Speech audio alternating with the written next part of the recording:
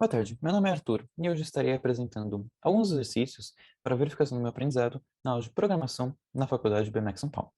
Para começar, temos aqui a lista 1, exercício 3, um exercício bem simples de desenvolver um programa que vai receber a temperatura em Fahrenheit e devolver em Celsius.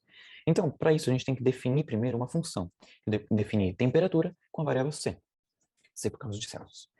E essa função tem uma equação que foi nos voltada antes, então f igual a 32, c menos 32, dividido por 1,8, e fazer o return do f. Em seguida temos o float, o input e a temperatura. Por que float? Porque eu quero que seja uma temperatura em decimal, se for o caso. Então, para não ser um inteiro e não dar problema com uma temperatura em decimal, eu usei float. Em seguida só temos o tt para simplificar e o print do tt, que seria em Celsius. Então, vamos fazer uns exercícios aqui. Temos a 32 graus de Fahrenheit, que é sempre zero, e também temos a famosa 96,8, que é a temperatura comum de 36 graus Celsius do corpo. Em seguida temos a lista 2, exercício 2, que é um pouco mais complicado, mas não difícil. É simplesmente para você calcular o IMC. Então, para isso, a gente tem que fazer o IMC, colocar a fórmula que nos foi dada, e ele também pede para dar um resultado conforme a tabela de base do IMC. Ou seja, meio que uma recomendação do como está o seu resultado. A gente tem duas fórmulas para definir. Primeira coisa é definir o IMC. O que é o IMC com as variáveis P e A, peso e altura.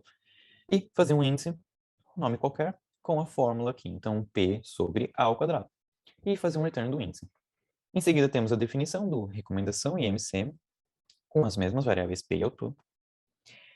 E um I, só para simplificar, o IMC é a mesma coisa. Então, I e IMC são as mesmas coisas, e aí em seguida a gente pode fazer um if, um elif, ou seja, uma condição, para cada um da tabela IMC, para trazer a recomendação. Então, se o IMC é menor que 19, ele vai ser muito magro. Se ele estiver entre 25 e 30, ele vai ser sobrepeso, etc.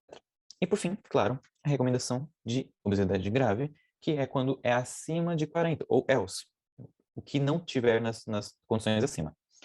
Por fim, return e reco, né? Aí temos o P e o A, mesma coisa de float e float. Por quê? A gente pode ter, normalmente a gente tem uma altura e um peso decimais, por isso float.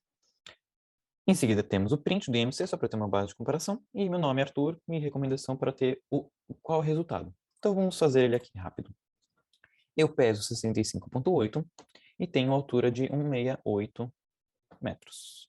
Eu tenho 23 de IMC e eu estou entre o 19 e o 25, por isso normal. Agora indo para a lista 3, exercício 1. Normalmente o exercício 1 das listas são sempre de fixação, então é um exercício simples. Esse daqui, de notas, ele simplesmente deu os valores e ele queria que a gente fizesse um loop para imprimir cada um desses valores. Então, a conceito de visualização melhor, trouxe aqui um link que ele nos mostra os valores, então, separado em vetor, e ele vai imprimir cada um desses valores. O I4, ele vai imprimindo cada um desses valores. E para acrescentar um pouco mais, coloquei aqui, imaginemos se a pessoa queira adicionar algumas notas. Então, para isso a gente tem que definir o x antes, então que seria um int. Como esse primeiro x não vai entrar nas notas ali, eu deixei como digit 1. E o while, enquanto o x for maior que zero, ele vai acrescentar. Esse append é de acrescentar lá no vetor. E o pop seria de remover o zero. Por quê? Uma vez que a gente clica zero, o loop quebra, mas ele acrescenta o zero no vetor. Como eu não quero esse zero, eu simplesmente clico nota pop e ele vai tirar esse zero. Mesma coisa ali de cima, for in range, len seria... esse len seria aquele comprimento do vetor. Então, o comprimento do vetor vai imprimir. Então, vamos fazer aqui uma nota teste. Digit 1, normal. Eu quero adicionar o 30, eu quero adicionar o 40. E, por fim, o zero. Nota-se que o 30 e o 40 estão aqui, mas o zero não, porque foi retirado pelo pop. Seguindo em frente, temos o exercício 4, a lista 4, exercício 10, onde é uma eleição presidencial com 4 candidatos, 1, 2, 3 e 4, ou seja, José, João, Maria e Filó, contando com voto nulo e voto em branco, e por fim, 1 menos 1 para sair do programa. Então, esse lis é um vetor em branco, o B temos novamente que colocar o que cada um significa, então coloquei um B, int, porque é número inteiro, eu quero que ele entenda aquele número, e digite 0, porque aquele número não vai entrar. Enquanto o B for diferente de menos 1, estes números vão acrescentando lá no vetor principal, no lis. Temos o LL, o comprimento, para que a gente possa imprimir em seguida o comprimento do total de votos. Ei, o N José é basicamente o total de votos do José, e ele vai contar, o lis count, é contar quantas vezes o número 1 aparece. número 1 sendo José. Aqui ele não entende o número 1 como um número, ele entende o número 1 como um texto. E percentual vai ser basicamente o N José, o número um total de votos do José, dividido pela quantidade de votos, vezes 100, vai dar o percentual.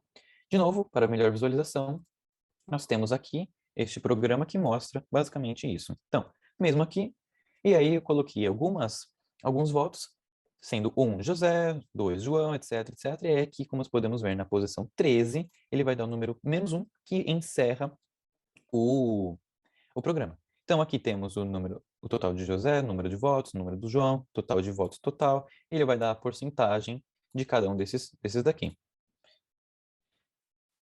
Ok. Em seguida, temos o exercício 9 da lista 5, onde esse daqui foi um cadastro de pessoas, meio que uma planilha de Excel, então vai ser um dicionário.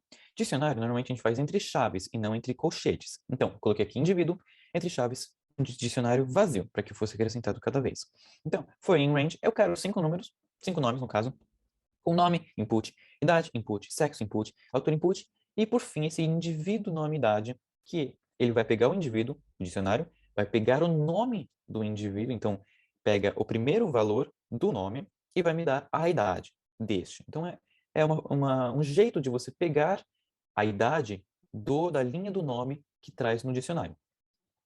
Aí temos aqui a pessoa, qual é o nome da pessoa cuja idade quer saber, e por fim o print pessoa. Para não ficar esse monte de palavra aqui, também trouxe aqui para podermos visualizar melhor.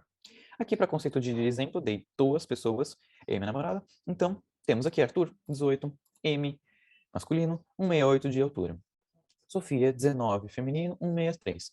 Percebe-se que aqui neste input, neste output, na real, nós temos que ele só pega o nome e a idade. Ele não pega sexo, ele não pega altura, porque ele só está pedindo a idade.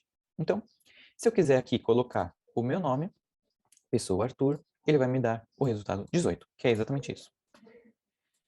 Por fim, nós temos a lista 6, exercício 8, onde ele pede uma matriz 7x3 nos últimos 7 dias com informação de novos casos entre um dos dias. Ou seja, ele quer que a gente faça uma matriz da diferença do dia 1 para o dia anterior. Então, do dia 0 para o dia 1, quanto deu de diferença? Do dia 1 para o dia 2, quanto deu de diferença? Tá. Ok. Para fazer uma matriz, é uma definição um pouco complicada. Então, para isso, eu importo do NumPy, que é uma base de dados de matemática, e para facilitar, eu não vejo escrever NumPy, eu escrevo SNP. Então, ele vai importar o NP, que é NumPy, da certa função. Como vemos na linha seguinte. Então, na linha 2, vemos matriz igual a np.zeros. Zeros é uma função do NumPy, entre dois parênteses, 7 linhas, 3 colunas. For in range, 0, 7 e 1, e for in range, 0, 3 e 1, 7 linhas, 3 colunas. Casos int, eu quero inteiros, casos inteiros, claro. Input de casos mais string n-1. Por que esse string n-1? Porque eu quero entender quanto que deu este em casos mais 1, que a gente vai ver em seguida. E a matriz i mais in vai ser o total de casos. E para isso, agora nós temos que dividir em cidades. Então, cidades, SP, Rio de Janeiro e Distrito Federal. E for cidade, em range, 0, 3 e 1, que eu vou dividir a cidade em cidades, que são 3.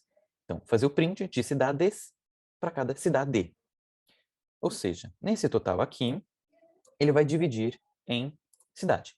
E fazer um sub de matriz, que vai ser um simples vetor de uma matriz de x mais 1, que é o próximo dia, menos o dia anterior, que é o x.